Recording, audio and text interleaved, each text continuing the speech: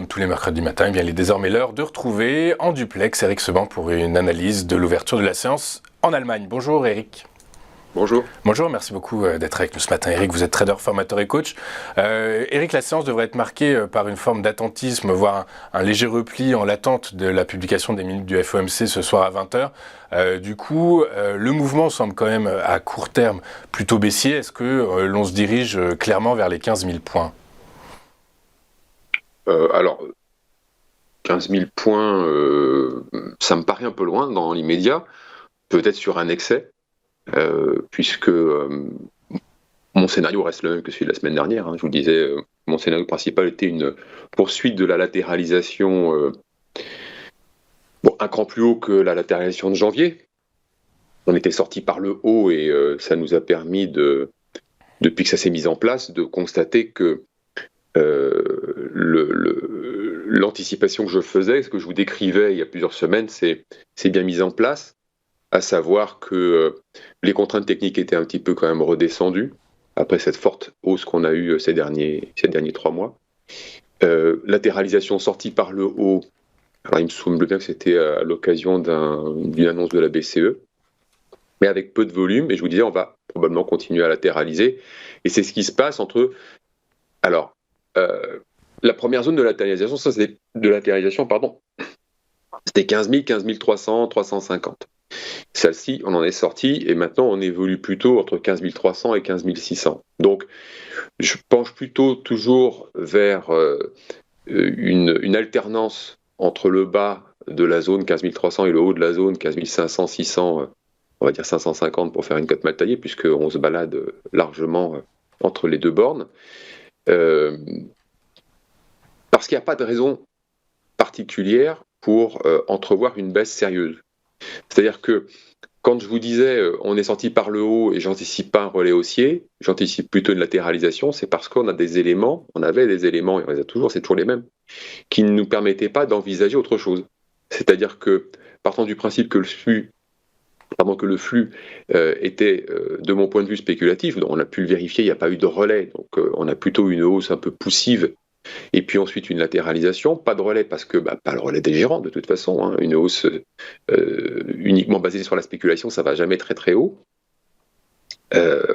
En tout cas, il n'y a pas ce qu'il faut pour qu'elle soit consistante, et pour qu'elle soit consistante, il nous faut les gérants. Bon, les gérants, on le sait très bien, ils sont pas là, ils sont plutôt dans l'attente de plus de visibilité pour prendre des initiatives, ça on le répète chaque semaine, donc c'est la raison pour laquelle pas de relais haussier, mais il n'y a pas eu de relais baissier non plus, c'est-à-dire qu'une fois qu'on est dans le bas du range, on n'a pas de velléité à pousser un peu plus bas, on n'essaye même pas d'ailleurs, on s'arrête pile poil sur 300, parce que tout le monde le sait, les gérants sont protégés, donc même la spéculation n'est pas dans une anticipation d'une réaction des gérants, parce que voilà, comme ils sont protégés, ils ne sont pas vulnérables à la baisse, en dehors d'un changement de contexte. Donc il n'y a même pas de tentative. Donc c'est la raison pour laquelle on peut constater que cette latéralisation continue de se poursuivre. On est venu chercher plusieurs fois, depuis mercredi dernier, on est venu chercher plusieurs fois le bas et le haut du range. D'ailleurs, c'est cette volatilité intraday qui surprend plus, parce que finalement, on constate aussi une chose, c'est que le manque de densité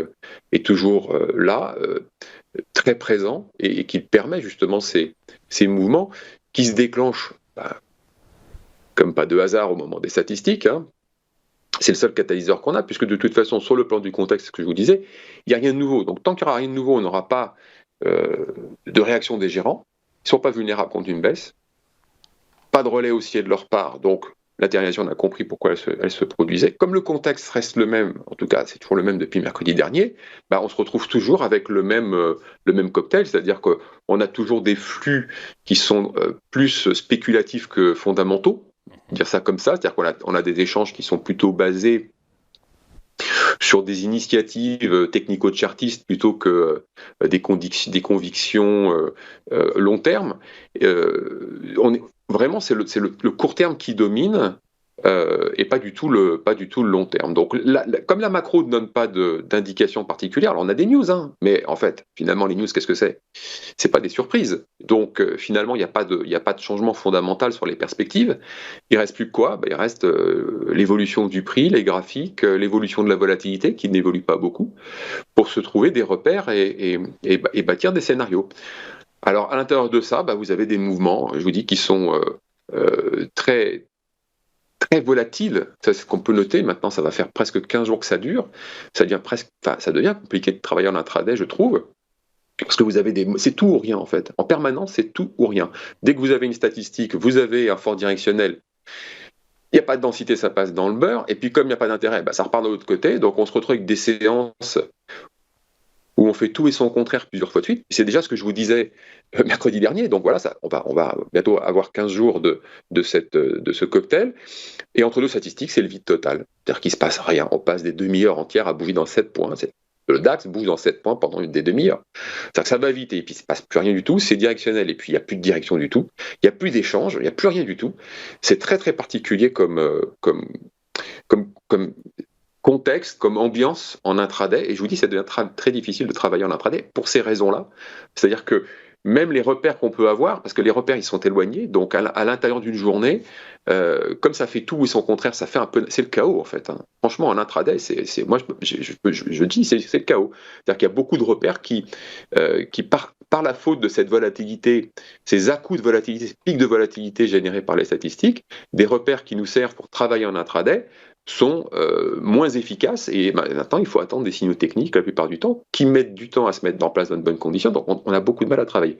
Alors évidemment dans ce contexte c'est pas le moment d'y aller en intraday, hein, évidemment, il faut attendre un petit peu et puis peut-être que les options sont une bonne idée, enfin en tout cas jusqu'à ce que le marché sorte de la phase de latéralisation, jusqu'à ce qu'il se trouve un nouveau directionnel, qu'il soit haussier, qu'il soit baissier, on s'en fiche, hein, mais tant qu'il latéralise, pour essayer de minimiser, d'atténuer les effets de la volatilité qui part dans tous les sens et qui est difficile à gérer, on peut travailler les options, par exemple en achetant des calls dans le bas du range vers 300, en les revendant quand ça remonte, et puis en achetant des puts quand on est en haut pour les revendre quand le scénario s'est réalisé, qu'on est reparti dans le bas de la zone, en attendant qu'il se passe quelque chose, parce que c'est parce qu'on n'a pas de changement de contexte, qu'on n'a pas de vision plus claire que la seule qu'on a depuis des mois maintenant, que le marché en est rendu à essayer de faire des choses qui bouleversent un petit peu le rythme habituel et qui rend le travail difficile. Très clair, quand on analyse le marché des futurs sur le DAX, on voit qu'effectivement à échéance fin mars, ça navigue entre 15 150 et 15 600. Donc ça c'est à fin mars, est-ce que si on se projette à fin décembre, là j'ai le tableau sous les yeux, j'ai 15 400, 16 300, ça peut être, on voit que même à horizon décembre 2023, les investisseurs, les gérants anticipent finalement une poursuite de la héthérisation sur 9 mois encore.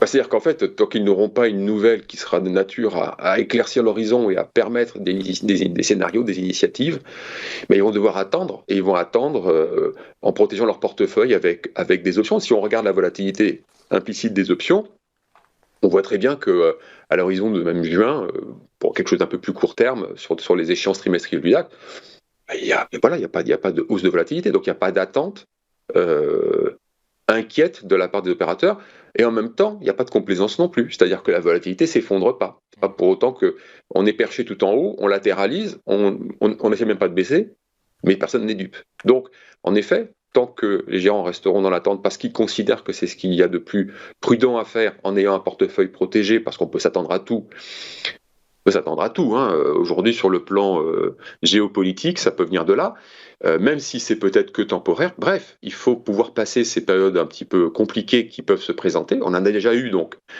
des récentes.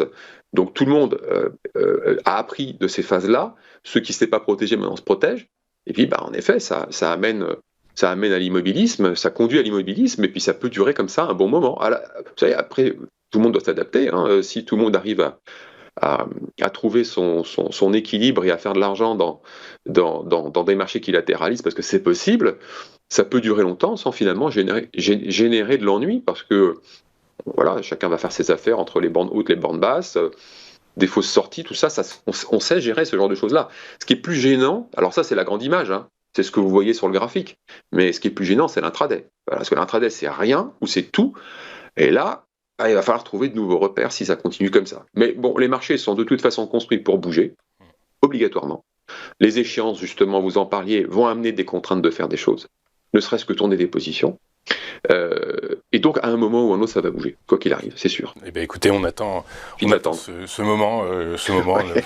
Pour l'instant, ça latéralise. Merci beaucoup, Eric, d'avoir été avec nous ce matin. Comme tous les mercredis, vous êtes trader, formateur et coach.